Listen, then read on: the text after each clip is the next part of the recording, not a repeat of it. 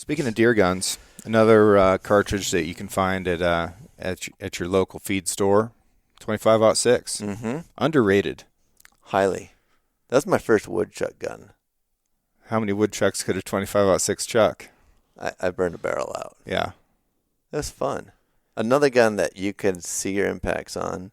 You've got high velocities. Pretty inexpensive to shoot.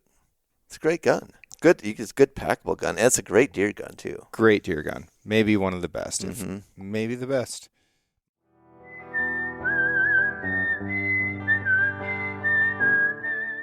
These are stories of outdoor adventure and expert advice from folks with calloused hands. I'm James Nash, and this is the Six Ranch Podcast.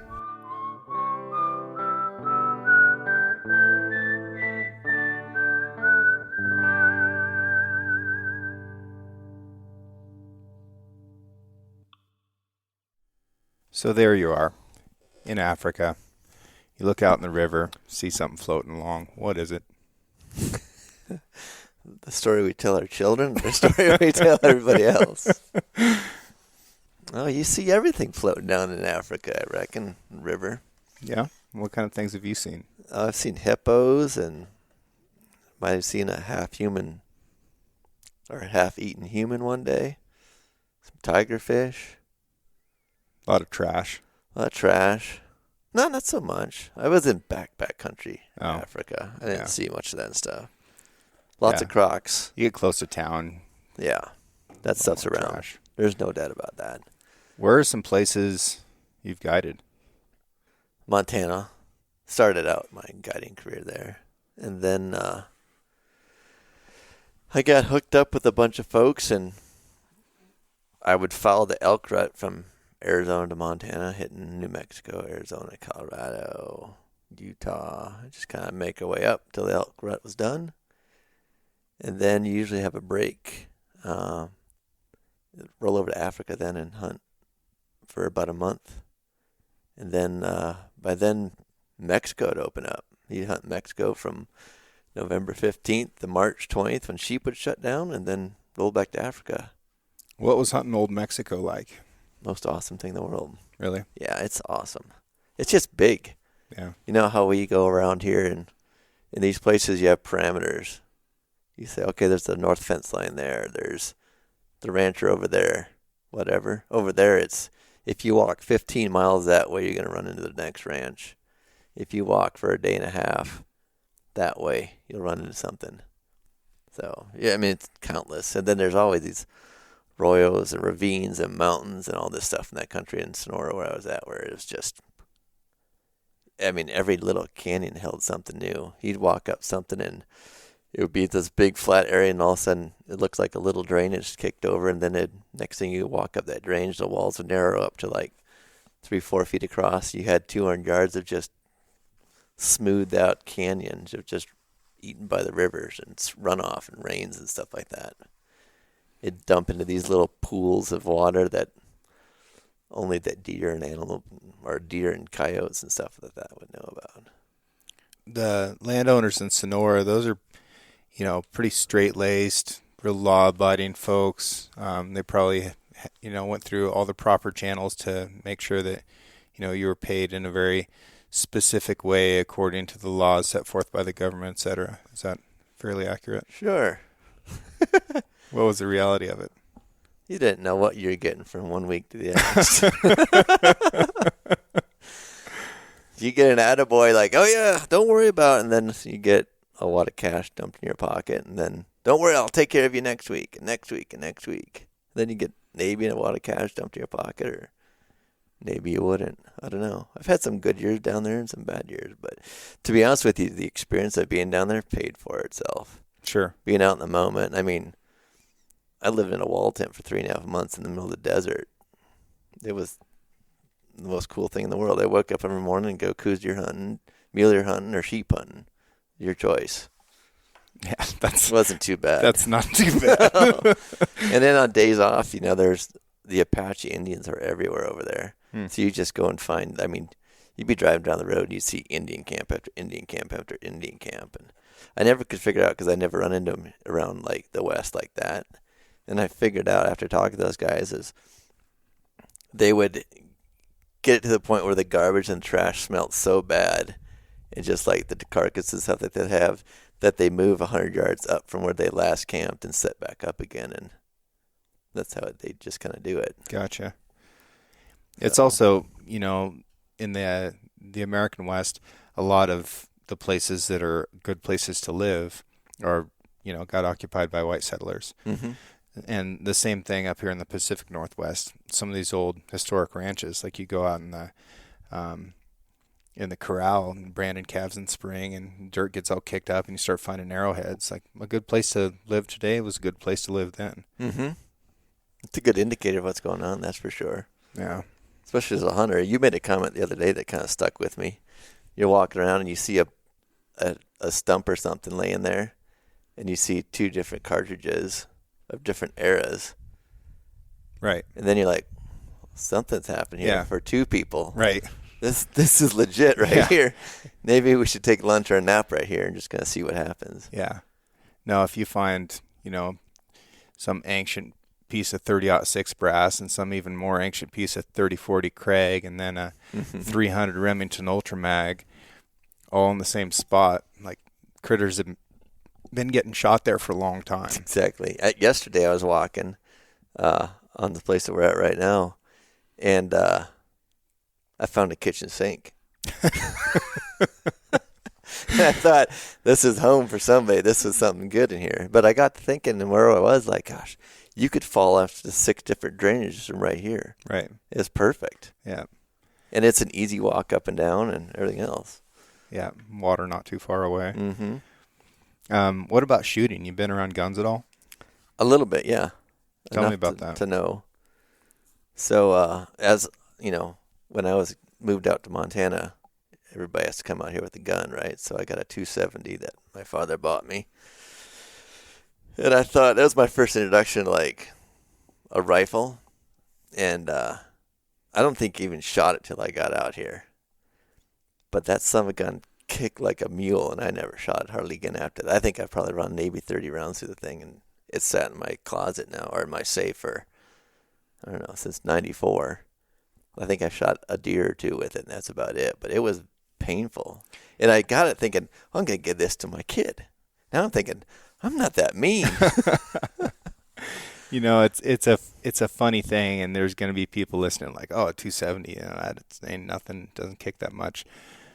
The more you get around people who actually shoot a lot, the more averse they are to recoil. Yeah. And it's not about pain so much as it is about efficacy. Mm-hmm. Oh, that's a whole different episode of life, isn't it? That is a ball of wax there, isn't it? It's a big one. So me and my buddy, Peter Howell, both of us work for SIG. We're out here guiding elk. Not a SIG related thing. This is a Six Ranch Outfitters thing. Guiding archery hunters here, and we try to keep stuff as simple as we can, right? And both of us have traveled and hunted a lot, and sometimes your ammo doesn't make it with you, and sometimes ammo can be hard to find. And the more specialized the cartridge, the higher the likelihood is that you're going to come up dry on that ammo at some point. Yes. And even if you're reloading, components can become very difficult to come by and things like that. We've seen that in election cycles in years past. You can't buy a primer or a grain of powder anywhere. So what we're going to talk about here today is gas station ammo or hardware store ammo, like the everyday ammo, the stuff that you can go out and buy more than likely wherever you end up. And we're going to talk about it from a stateside perspective as well as an international perspective. And internationally, you can't travel with very much ammo. A lot of times you're restricted. Like when I went to Tanzania, I could only bring 100 rounds with me. I was there for a month. 100 rounds is about the average I've run around. Africa is 100 rounds. Mexico is 100 rounds. I don't know what New Zealand is. I never took that much down there when I was down there, but yeah. So if you can buy ammo when you get there, that might be a better deal, and you just never know. So it's good to think about these guns that you can find ammo for. And we're going to kind of go through the list and talk about what they're good for, what they're not good for, and just kind of move through some of these. So, Peter's selling himself short on the stuff. Let's talk a little bit more about your shooting background and kind of where you're at with shooting now. Yeah. So, I don't remember what year it was. It's 4 years ago, and then another 4 probably behind that. I got introduced to the quality long range shooting, not hold 7 inches above the back of the animal or the target. It's full on dialing your dope and playing the weather game and knowing your temperature, your density altitude, your station pressures, your compass if you want to play with Coriolis, and all that stuff. And to the point where you started making, you got to the point where, making a 300-yard shot, which was difficult back then, to make the 300-yard shot, you can lay a $1,000 bill on it all day long and say, not a problem, I got this. And I can still keep going out to 800-900 yards without a problem, And there's some of these guys out here that are really invested in that competitive shooting, stuff like that. It's insane what they can do with a gun. Sure. And when you're talking about shooting out to 800 or 900 yards, no problem. Again, there's a lot of guys out there that, have shot and hit a target at 1,000 yards or beyond 1,000 yards. There's a lot of technology that helps us do that now, that makes these shots to where, 20 years ago, that was an extraordinarily difficult shot. And now a lot of that work's done for us. Yeah. But what you're talking about when you're talking about shooting 800 or 900 yards, you're talking about cold bore, one round, I'm going to hit it type shots, not I'm going to walk it in there and yeah, it's full on. Yeah. Yeah. You play that game. And then the $1,000 challenge, is something that I'm really interested in, is to say, okay, I'm going to bet $1,000 that I'm going to hit this 10-inch plate on the first shot. And what range is that for you? And I suppose, if you're a cajillionaire, you might be willing to risk $1,000 more than I would. Then you just got to up it. Yeah. Make him sweat a little bit. Sure. Let's bet 30% of your net worth. There you go. That you're going to make this shot. So in thinking about it, I would bet $1,000 that I'm going to hit a 10-inch plate at 200 yards. And I'm confident that I'm going to win that bet. Confident enough that I'll risk $1,000 on it. At 300 yards, man, I might miss that thing. Yep. And that's the truth of it. And the reason we're talking about 10-inch plates, that's your pie plate. That's your kill zone on most of the critters that we're out here hunting. And I love it. The first thing people go is, what's your atmospheres? It's whatever it is the moment. Sure. You don't get to pick. Yeah. Yeah. You don't get to have a choice and say, it's right now. If it's out here and we're having a 30-mile-an-hour crosswind and, the snow's in your eyes, stuff like that. Where's your $1,000? Say that you're going to hit this thing. You're going to walk home and not go, oh, hey, honey, guess what? I just lost $1,000 because I was dumb. Yeah. Yeah. So, and that's where these hunters now, we'll probably get repercussions in this, but I like long-range shooting. I love it. It's relaxing. It's enjoyable. I love to see what my propensity is and what I can do with it. But I am not going to endorse long-range shooting or long-range hunting because it's not something you can – there's too many environments to change. There really are. And the more you shoot in wind and angles, the more you realize how often you get it wrong the first shot. Mm-hmm. And that's just you. Let's not talk about an animal taking a step. Right. And the fact that animal, you have to cross a ravine, which is probably a 2.5, 3 hour walk just to get to it. Yeah. To go check if you hit it. Yeah. Those things that people don't think about, unfortunately, before they take those shots. So you and I are on the same page. We're all about long-range shooting, and we're all about close-range hunting. Yeah, it makes you a better marksman, I think. Of course. I practice with my bow out to 100 yards or whatever my sight is capable of. Mm-hmm.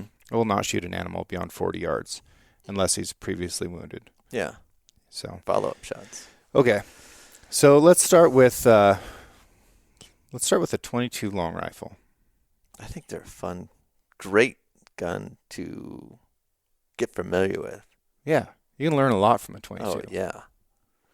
Everybody thinks that 22 is still a gun that you only shoot 15 to 80 yards. Sure. They can do a lot more than that. On targets and stuff like that. On targets. I'm going to talk strictly targets. Yeah, we're talking targets here for 22 long rifle purposes. But, for average Joe. Mm-hmm. Joe the shooter. What's a 22 long rifle good for?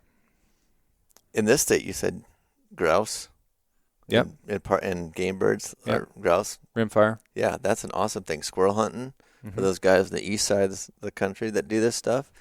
22 just is one of those guns that makes you feel better. You can grab a brick of 22 ammo, 500 rounds, and go burn through 100 rounds of it. You don't feel bad.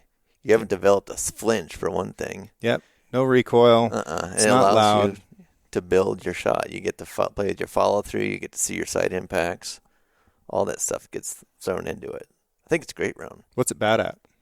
It's bad at, 100% successfully killing something in most cases. Yeah. So, other than close-up stuff like in your ear or, 15, 20 yards away, I guess you can shoot gophers and stuff like that. It's fun to go out to 100 yards or something like that and play with your turrets and see what you're capable of doing. Yeah.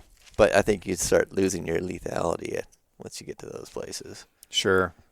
And, your holdovers are starting to get so big and so variable that, if you're off by 5 yards, that's a wildly different impact. Yeah. Between 95 and 100 Yeah, yards. the arc of a round it's pretty impressive.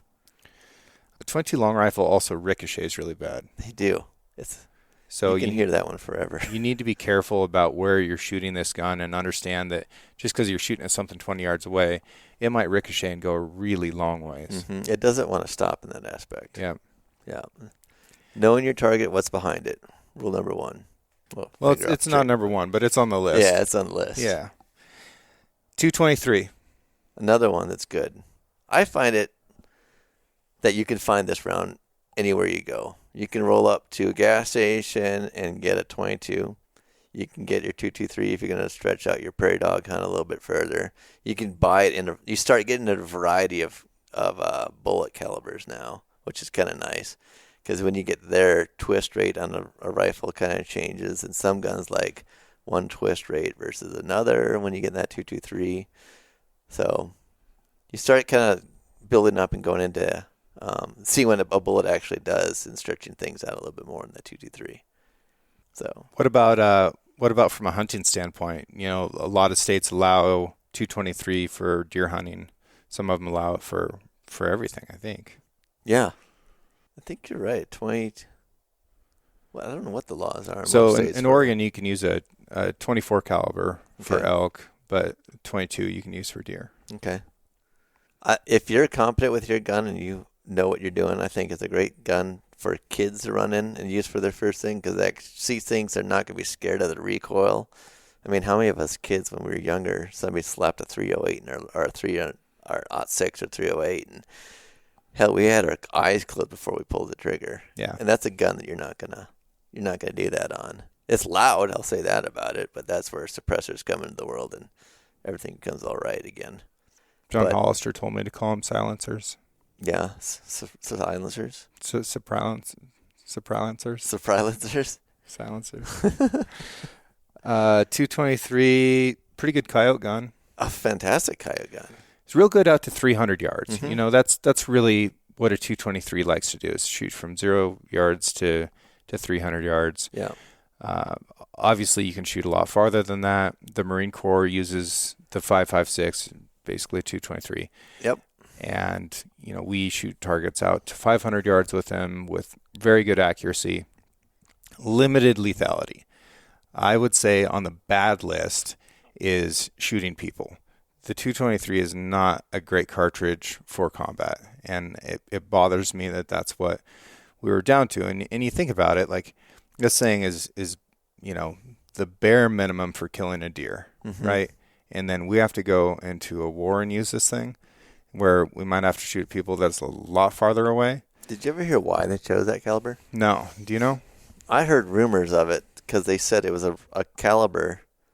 And I don't know, might have been some guy telling me it, but it was one of those calibers that if you were struck, it would follow a bone.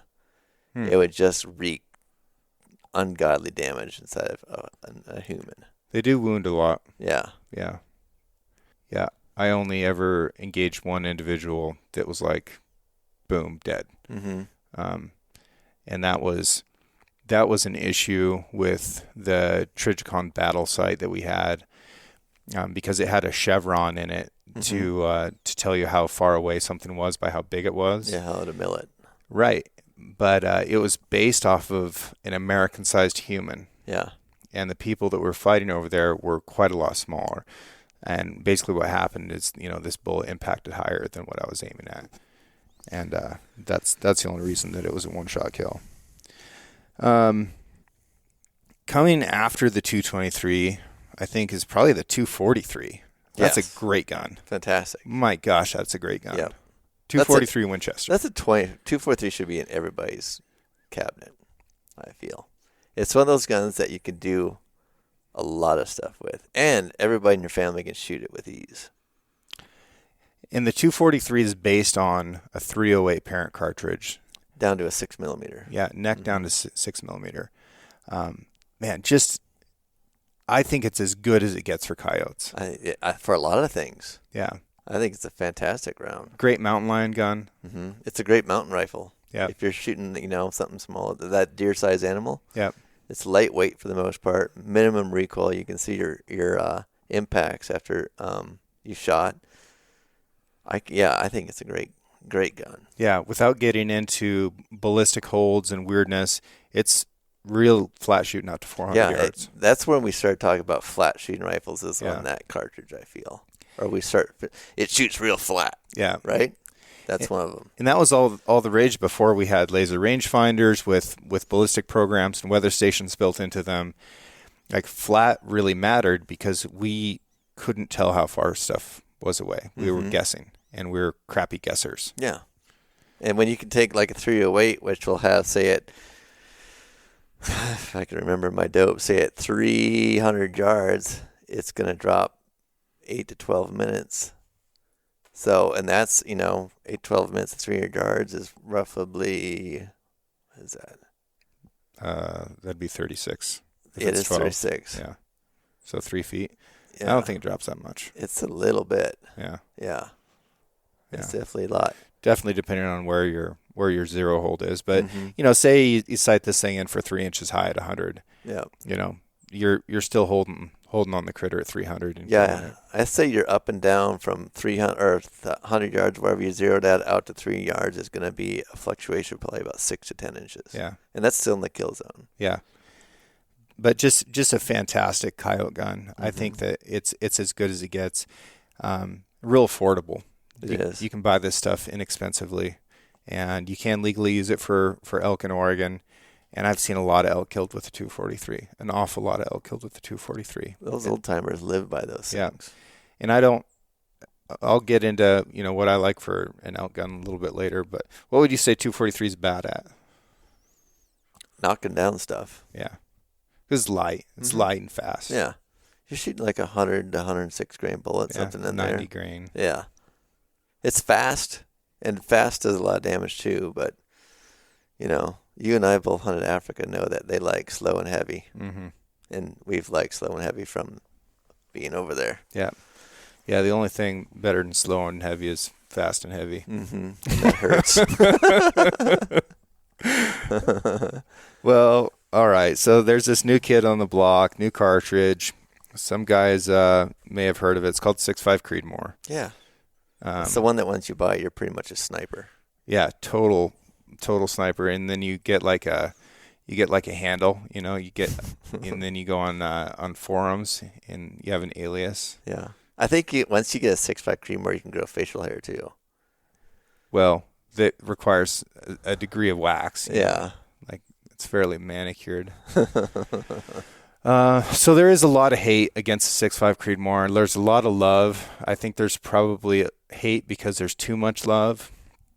This cartridge is really misunderstood in its application, but it is good at some stuff. I love it. I've got 6 of them. You have 6 of them. Yeah. You should get 6.5 of them. If one goes down, I will have 6.5. I think it's a great gun. I have a bad feeling with that 270 because it thumped me and I got scared of it as a kid. And at 6.5, I can lay behind that thing and shoot it comfortably I've run 400 or 500 rounds a day out of one, Right. and it's done everything it's supposed to done. It's just a semi. It just keeps on trucking. Yeah. You're not gonna have a bruise on your shoulder or your No. cheek. Uh-uh. And if you have good body position and you shoot that gun, you can still look through the scope and watch the bullet impact. Yeah, you will. If you're set up right and you've got enough forward pressure, you will see everything that's going on. That's really valuable. It.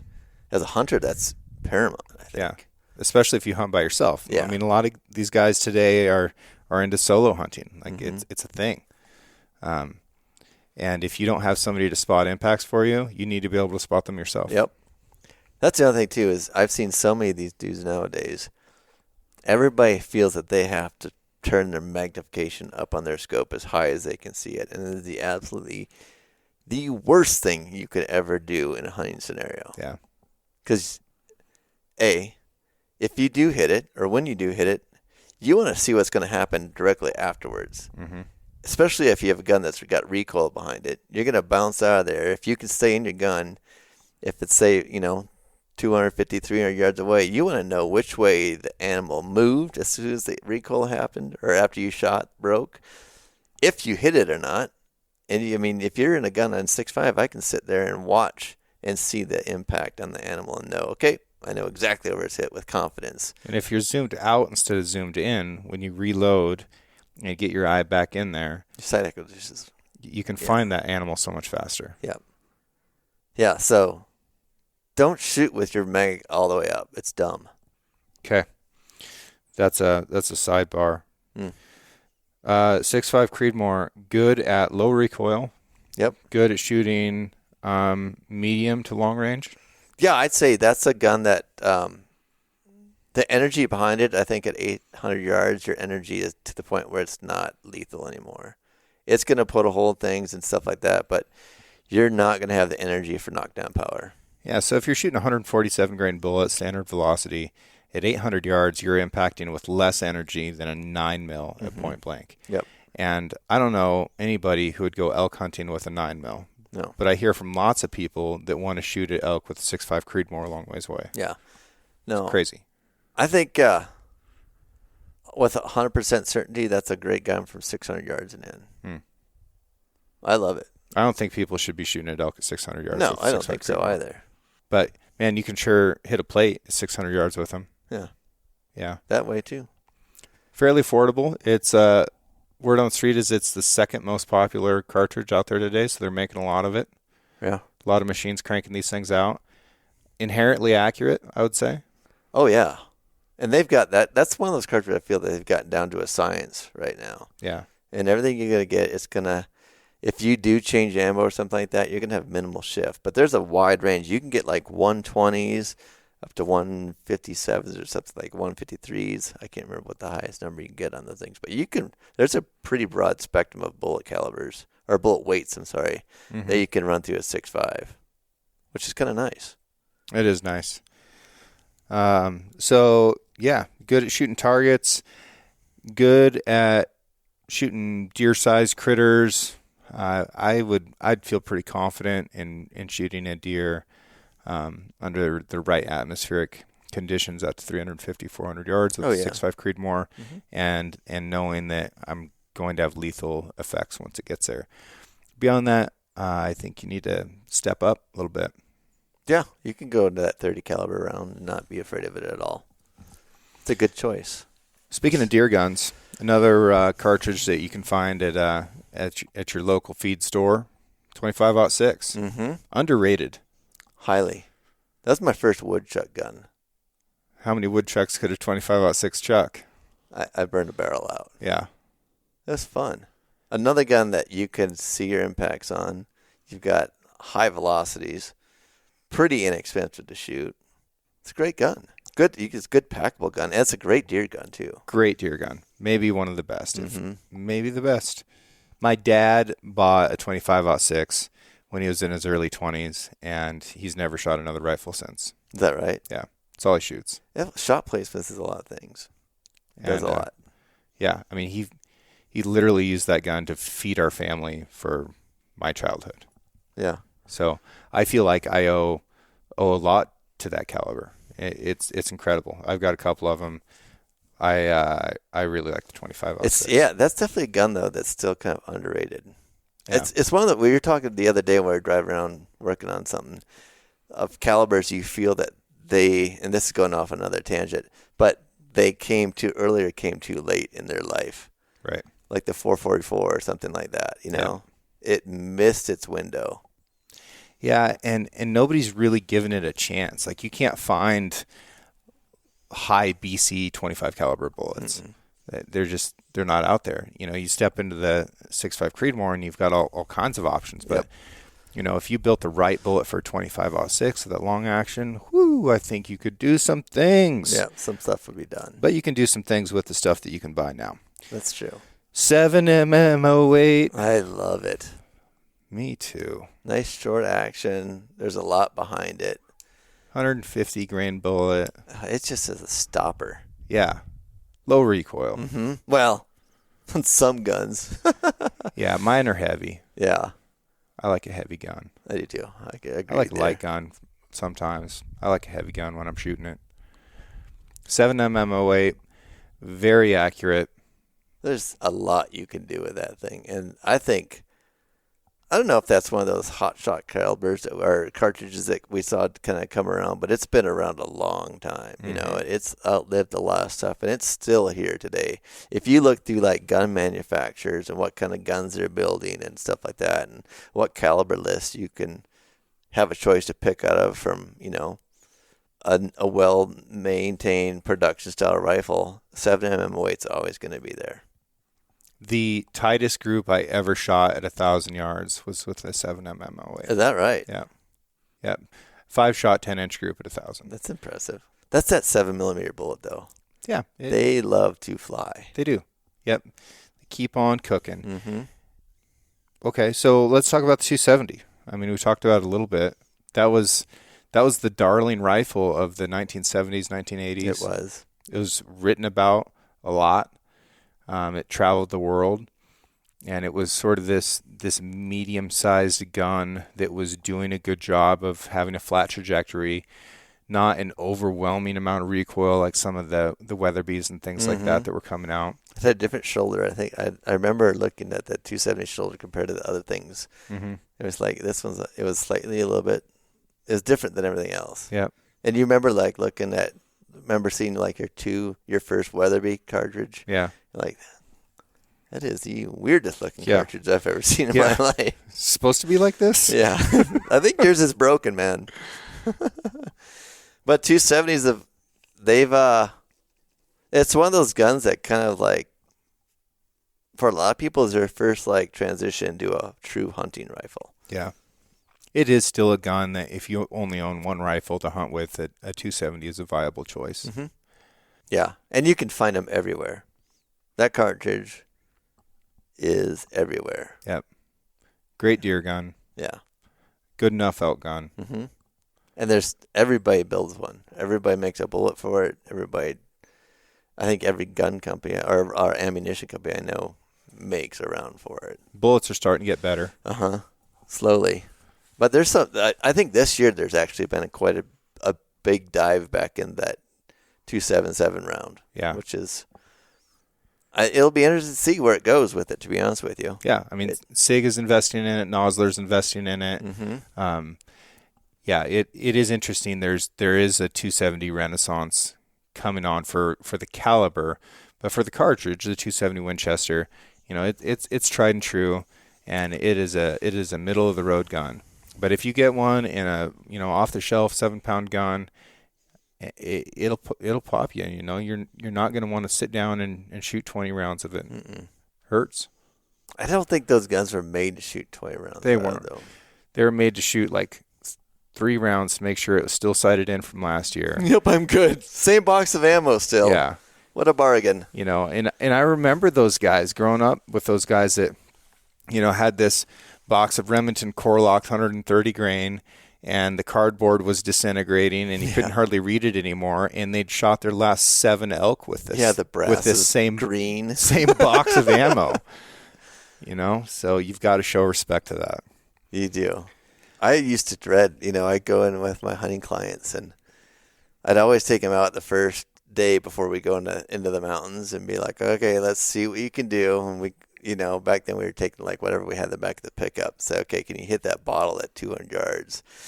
And the guys would pull out a box of ammo. And if you hunted with him before, he's like, is that the same box you had last year? Well, yeah. I was like, oh, have we practiced anymore? No. Yeah. We'll be just fine. No. I mean, I was listening to a client earlier talk about resting his bow through the summer.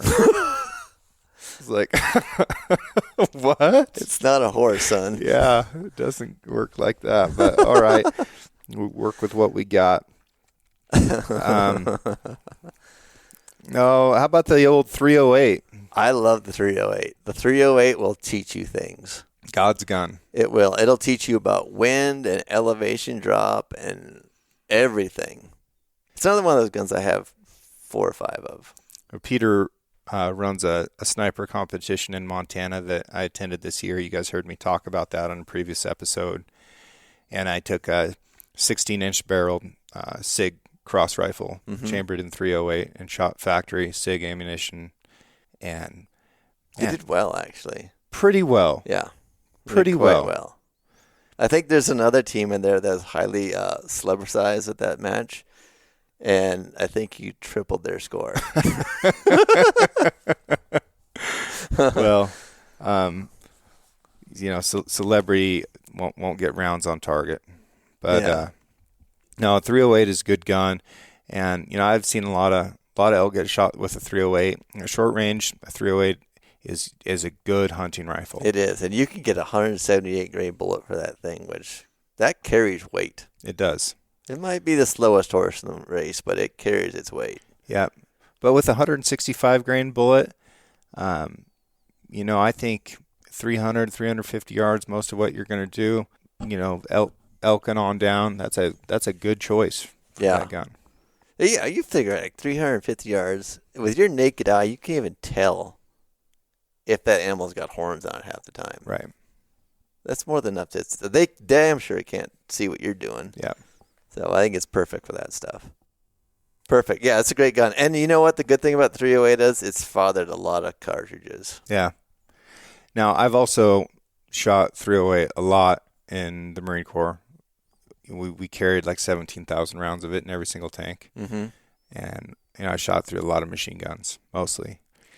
And through my coaxially mounted machine gun that was on the tank, I think we were supposed to shoot like out to 880 yards or something. Mm-hmm. And the reality is I shot out to 2,200 yards with that, which was way outside of what the ballistic computer would do. Yeah, slightly transonic.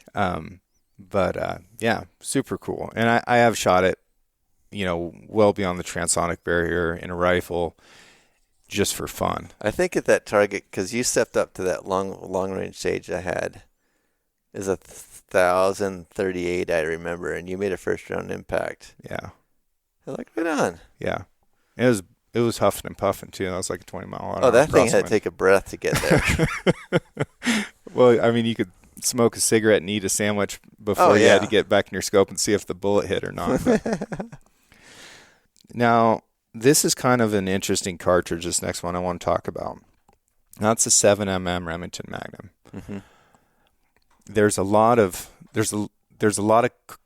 cartridges out there today that people buy to shoot long range that are specialized. Mm-hmm.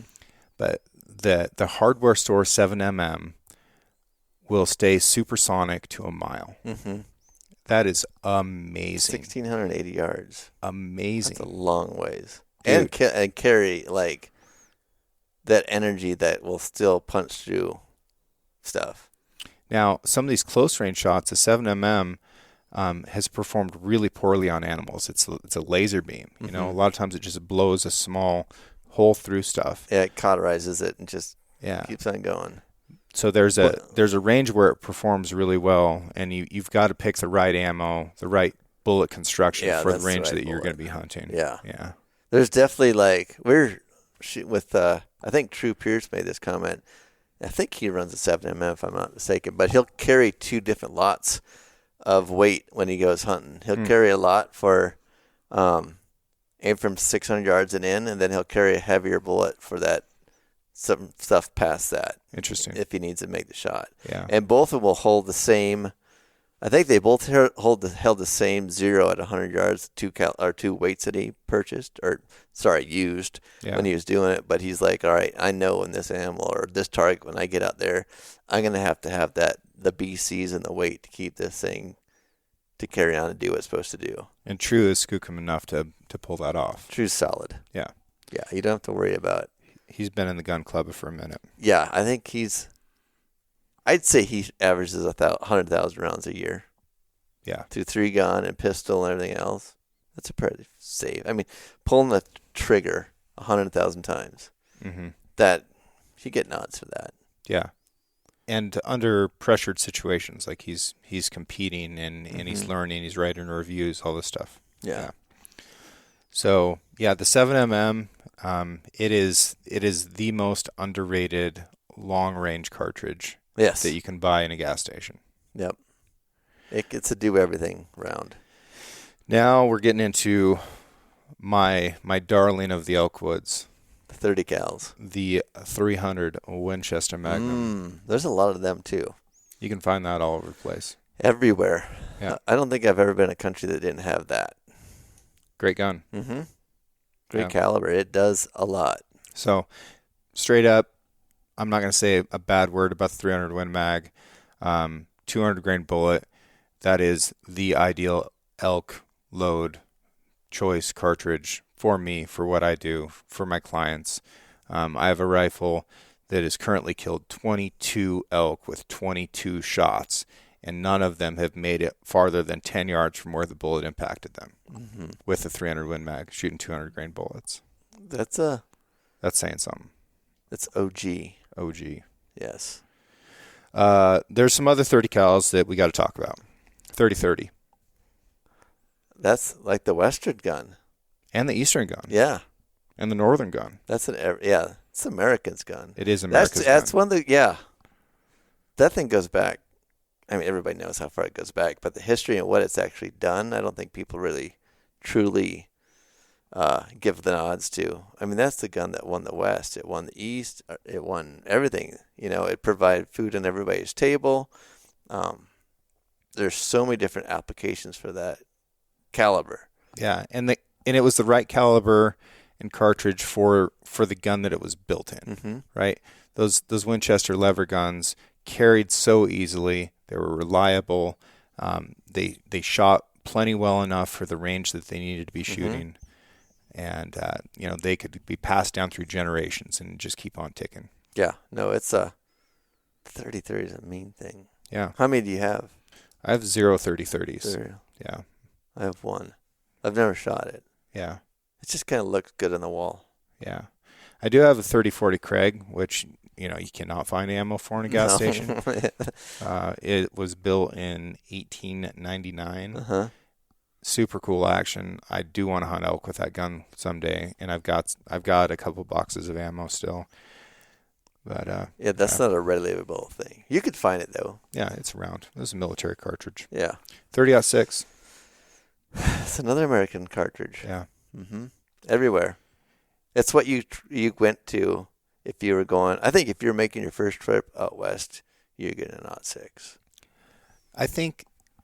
I don't know if this is true, but I did read that the 30-06 was invented for killing baboons on the railroad tracks in Africa when they were building. That is a railways. British cartridge, isn't it? Because they had the 303 British, which was basically shooting the same bullet but a lot slower. Yep. And these baboons quickly figured out how far away they could be and still wreak havoc, and they were tearing stuff up. Baboons are terrible. They're not a nice animal. Yeah, they're not a good thing to have around. So, along comes the 30-06. 30-06, great service record. The Marine Corps has done a lot of good work with the 30-06. And $1,000, right? Yeah. Yeah, the Germans learned a lot about us at Bellawood when they thought they were safe, and then the Marine riflemen rolled up and made them not safe anymore. Scoped rifles. Yeah. And that's when the Marines got the nickname Devil Dogs. Is that right? Yeah, it was at Bellawood, carrying that old 30-06. Yeah, there's a lot of history in these cartridges, aren't there? It really is. Yeah. They change things. Uh-huh. And whether you care about this or not, the fact is your life has been altered because of the things that these cartridges have done. Yeah. You just have to realize that. I wonder if you polled the people listening to this podcast, because I'm honest, probably going to have like 6 listeners. But if you said, all right, what cartridge was your first one you ever remembered like getting? You know, like you look through Hunt magazine, like, what gun was your first gun you ever wanted? Yeah. And then what is the gun now that you just kind of, like I've got a gun at home that I grab for everything. It's automatically gets shown in the back of my truck and it goes wherever I go. And I wonder what people's go-to guns are now, or cartridge, I should say. And what exists today that will be that in 2 generations or 3 generations? Yeah. Hard to say. 30-06 is a good one, though. Good elk gun, good deer gun. It sees a lot of service in Africa. People don't realize that. Mm-hmm. Yeah, it's definitely one of those guns that it's in every camp, outfitter camp in Africa. Yeah. If you're talking plains game in Africa, 30-06 is a tremendous choice. It's there. And a lot of bullet weight options. Mm-hmm. Yeah. That's the gun I used when I was in Mozambique, my job, because I couldn't take naps. Right. I just can't sleep. Eaten.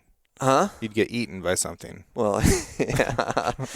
But I was just, everybody, our hunters, we get up. I did a lot of leopard hunts over there. And we'd be up at 1 or 2 o'clock in the morning and cutting track and stuff like that. And then everybody go back, take a nap. I could never sleep. So I got tasked with the job of meat. I tell you what, and that's what they gave me as an 06. And I slammed the hell out of that thing.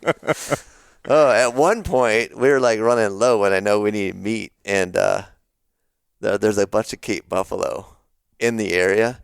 And the guy that I was working in concession was like, if you see one of those things, you got to go ahead. Like, oh my gosh, I get to go toe-to-toe with Black Death. Nice. And it was like 416, 6. I went 416. But I looked all over for those buffalo that day and I couldn't find them. I shot a lot of dikers and stuff like that, but I never found the Black Death. I was so pissed. You shot dikers at the 416? Oh, yeah, solid is the best thing you could ever do. Might as well. It just punches a hole through them and they roll for a little while. It's kind of fun. All right. Mm-hmm. So that's the 30-06. Now, another great elk gun, and I would say a good, like, this would be the 30-06 of Alaska, would be the 338. Oh, yeah. Yeah. Mm-hmm. Good elk gun, good bear gun. Just a great guide gun. Yeah. Slow, heavy. Slow and steady, but it's one of those guns that does everything. Yeah. Yeah. I have one. I shot my first big bear with the 338. I've got a couple of them. I really like them. Yeah. I need to get more. I branched off to a 338 Lapua. They're just bloody expensive to buy. And it's a different deal. Like a 338 Winchester and 338 Lapua are just, they're completely different things, different animals. Yeah. And if you put a Lapua bullet in a 338 Winchester, it's going to suck. Yeah. So it's just, they're different things. Yeah. But you can find 338 lots of places. You can. That's definitely something you could roll in a town. And you know what? It's that old story of, you hear those hunters, the guys that go out every year, and the old man comes back after his hunting trip and just hollers at his wife because she didn't pack him any underwear. And she said, well, honey, it was in your gun case. But it's one of those things, that stuff is always there. It's that 338, the 300 Win Mags, the 06, the 308s. You could find them anywhere. Yeah. And if you do forget stuff or something like that driving down the road, because I don't know a hunter that's not forgetful. I mean, we might have seen hunters today forgot their releases when they went to the bow stand. Yeah, just maybe. For It example. happens. Yeah. But I forget stuff too. Mm-hmm. Yeah, it's human. And I have the habit of, I know if I say, okay, don't forget. Like this morning when I left, I got out of the bath. I was like, shoot, I need to call my reed's gone bad. And I woke up out of bed like, don't forget your reed this morning. And that's just a clear thing, like you're going to forget it. Yeah. So. Yeah. I just have to do it right then. Mm-hmm. So another one, and this is a gun that I carry a lot as a guide. And I've killed deer, I've killed coyotes, I've killed mountain lions in self-defense scenarios, like 3 yards away from me. Oh, I remember that. That was 2 years ago, wasn't it? Well, the first time actually with this gun was No, I was back in college. I was a freshman in college, home for Christmas. My neighbors called, and they had these 2 Vizslas, and they would walk them every day. And this gal calls me, and she says, "There's a mountain lion stalking my husband on Sunrise Road." And I was like, "I will be there in 3 minutes." And it was snowing, icy as hell. We went flying down the road.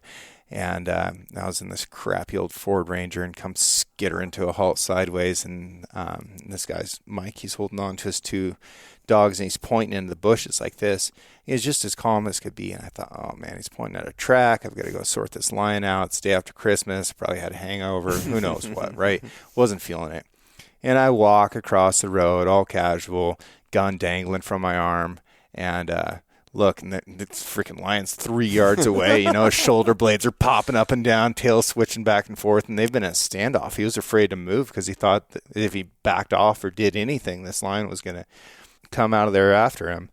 And anyways, I think I was shooting those 300 grain hollow point bullets, and they went end to end through that lion, and ended that crisis.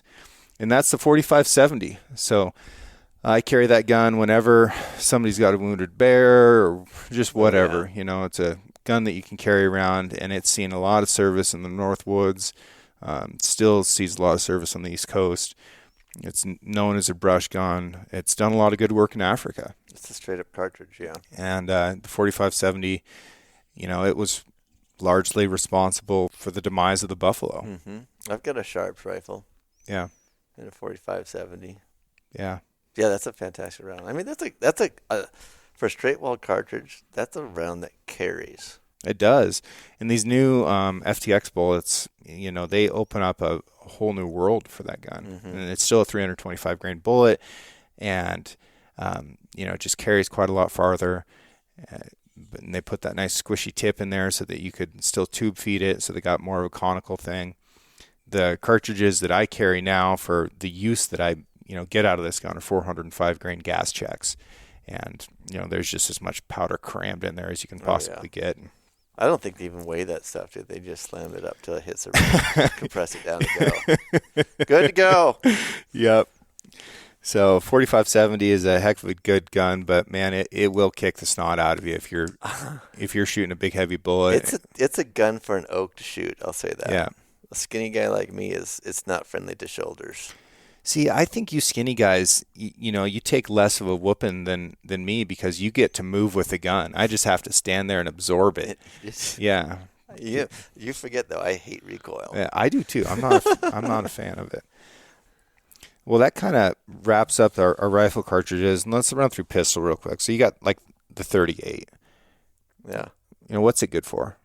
So that's a self-protection gun. Yeah. It's a good gun to carry. I think your Crick carrying it this week, isn't he? I think that's 357. 357. Well, that's a good attribute of it. Yeah. You can change them out and kind of go. It's a great backpacker's gun, if you will. It's just something to keep in the top pack or on some sort of a harness system on side of you. Yeah. It's small. It's compact. I remember my first, I carried a 41, like a 6-inch barrel. And that thing, I packed it for about a week and a half or 2 weeks and got to the point I was like, this thing is killing me. Yeah. It's just too much. When I was in college, I bought a 357 Smith & Wesson and shot a bunch of 38 through it. Mm-hmm. And I was just having a blast. I was going out every night after work and just shooting and having a good time. And the guy who sold it to me sold me all the ammo that went with it. And he missed it so bad that after a week, he was willing to give me back all the money that I'd paid for it, even though I'd just shot up all the ammunition. And I was, the guy was sad, right? He wanted his gun back, and I could feel that.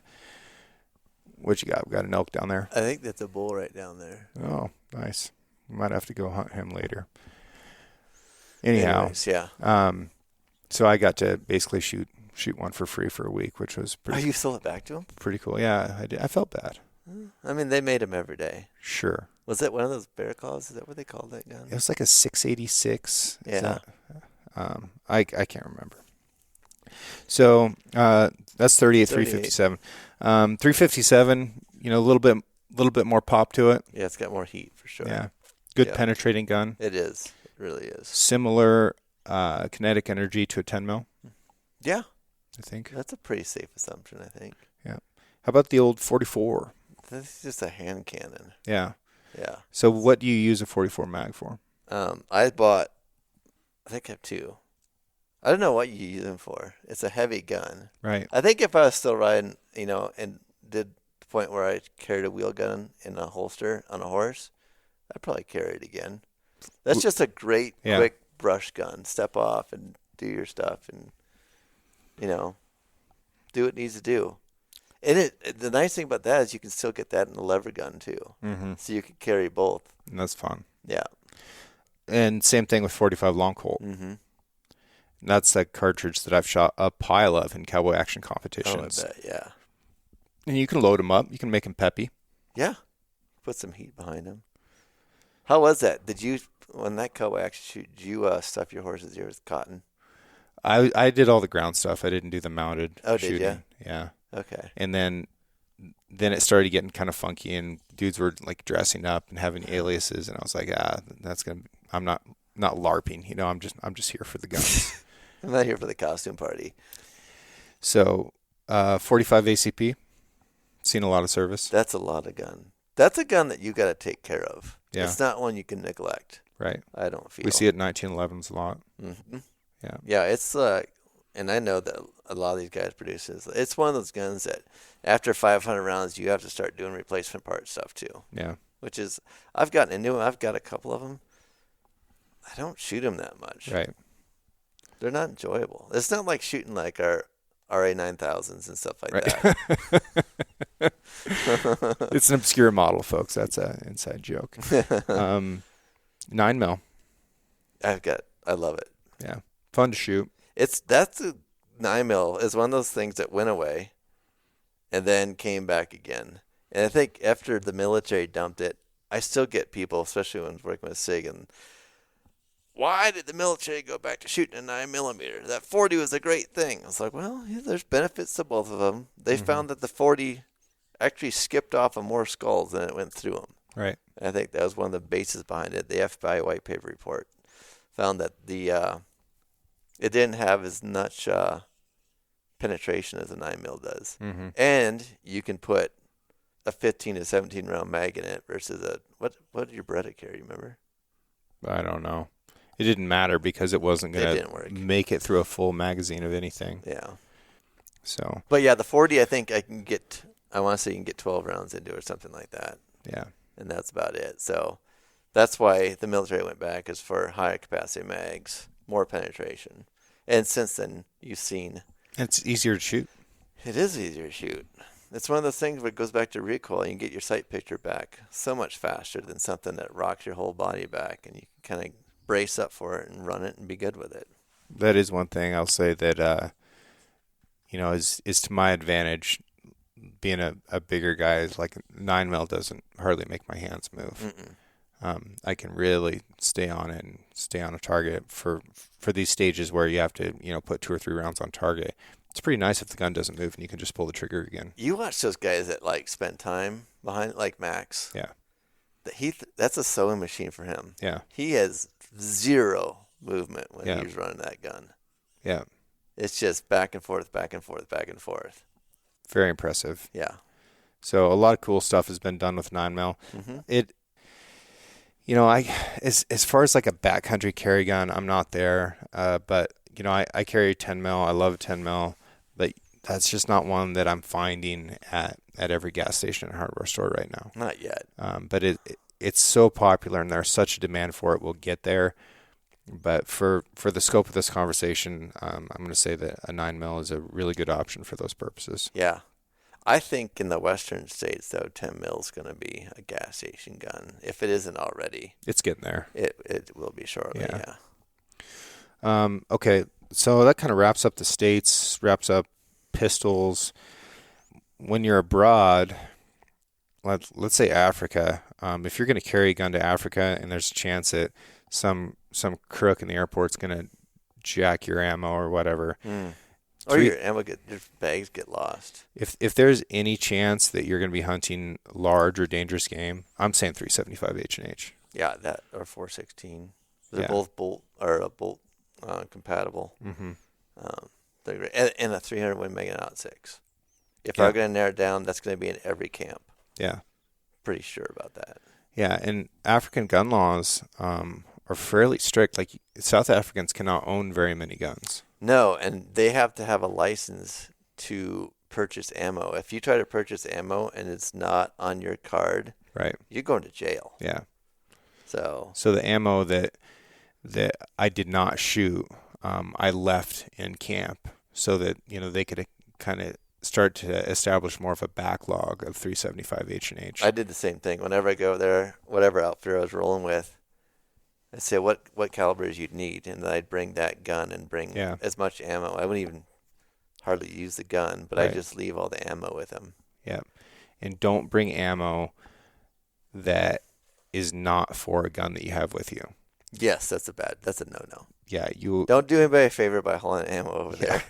Yeah, if you do bring a gun that suits it, otherwise you're going to end up at the end of a long green table with no cool drink of water. Yeah, ever.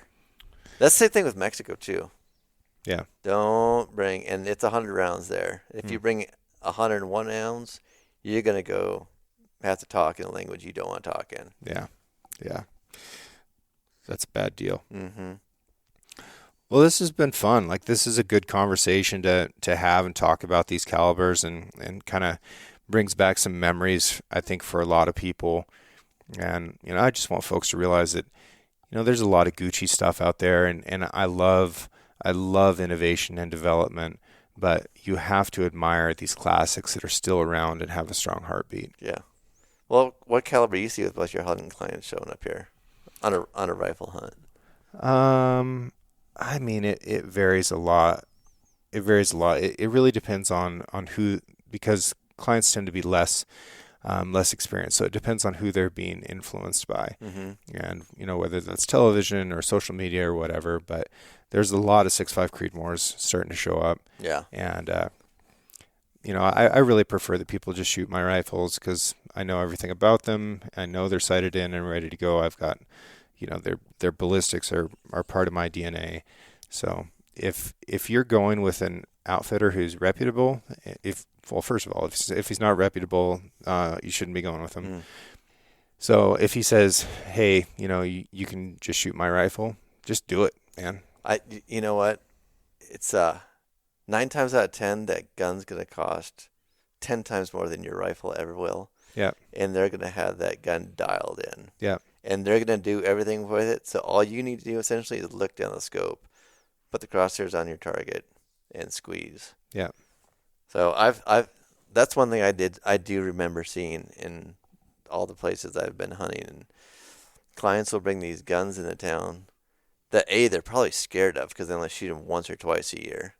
So, side note for anybody that's going on a hunting trip, go shoot your guns a lot before you go. Blow some ammo. If you're going on a hunt that's a sheep hunt or something like that, you're spending a chunk of coin for, go burn down $1,000 worth of ammo and become to the point where that gun, you know what you're doing with it.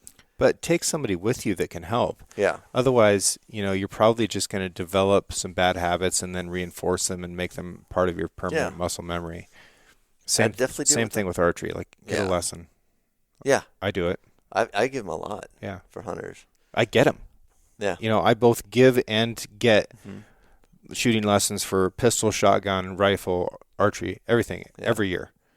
And I think that if you're at a point where you feel like you cannot learn, like you don't need that, then you need to reevaluate yourself because there's somebody out there that's better than you, and you should be trying to improve. In this day and age, yeah. People are so involved with their guns nowadays and they're tuned into them, Yeah. More and more people are reloading and stuff like that, and they're getting to the point where they know what their barrel life is in a barrel and what their sight picture is and how to run it and what their recoil is going to look like. And they've done that stuff so much nowadays, but it's becoming commonplace for them. They know that, they can lay down a gun and be pretty decent with it. But the biggest thing, and even if it's not your hunting rifle, get a 22 and just spend time shooting that gun and looking at it and stuff like that. It'll improve things immensely. Yeah. And try and do it in a dynamic situation. Like if you just go lay down on a bench and put your gun in a lead sled, You can confirm that your rifle's sighted in, but you really haven't done anything to learn how to shoot that gun in a dynamic and field type situation. You got to shoot angles, you got to shoot uncomfortable, shoot in bad weather, things like that. Yeah. Think about shooting off your backpacks and off a stump or whatever. Well, yeah, diversify. I think we're getting a little later on in the day here. We should probably throw some face paint on and go give this bull the what for. Good talk. Yeah. Good talk. Appreciate your time, man. Yeah, anytime. How can people find out more about you? It's all good. What do they want to know? Well, where can they follow Peter Howell? I think it's Peter Howell 406 on the gram. On the Instagram. Yeah. All right. Can they send you messages and ask you questions about Yeah, guns? I'll be happy to answer gun questions all day long. Yeah. That's my job. Cool. And optics questions, everything else like that. Don't be afraid to reach out with James and myself. Yeah. I know James is really good with getting back to people. If it's do my best. Yeah, you're sound with that stuff. But yeah, if you guys have optics questions or gun questions, let us know. If we don't know the answer, we'll find it for you. That's the truth. All right. Thanks, man. Appreciate it. And thank you all for listening to the show. Catch you next time.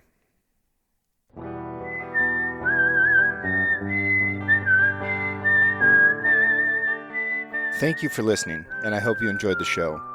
This episode was edited by Emily Brannigan, with original music written and performed by Justin Hay. Artwork for the Six Ranch podcast was created by John Chatterlin and digitized by Celia Christofferson. If you enjoyed the show, I encourage you to share it with a friend and subscribe. You can find photos and more content on Instagram at Six Ranch Podcast. I'll catch you next week.